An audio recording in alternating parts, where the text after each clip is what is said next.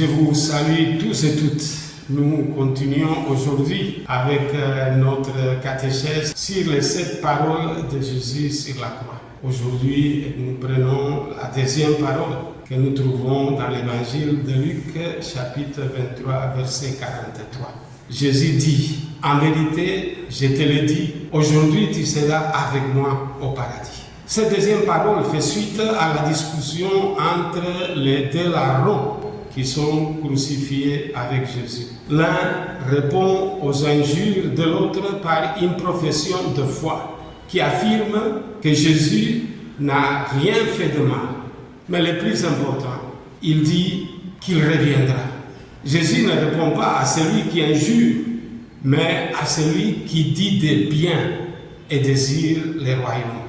Comme durant tout son chemin de la croix, Jésus ne réagit pas aux violences, aux injures qui lui sont infligées au long de la passion. La parole de Jésus sur la croix comble les bons larrons au-delà de ses attentes. Ce qu'il demande, c'est que Jésus se rappelle de lui quand il reviendra. Jésus va au-delà. Ce qu'il attend, l'obtiendra aujourd'hui même.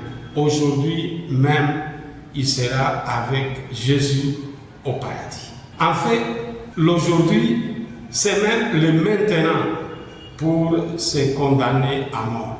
Les paroles de Jésus vont le réconforter dans les moments de souffrance, d'agonie qui l'attendent. Il pourra mourir en paix, contemplant déjà le paradis.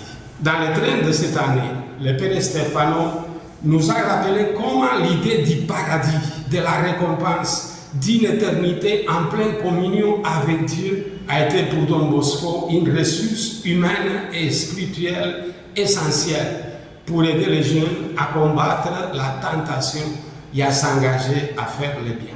L'exemple, Dominique Salio, Michel Magone, mort adolescent, est mort avec la paix de ceux qui savent que c'est le paradis qui les attend.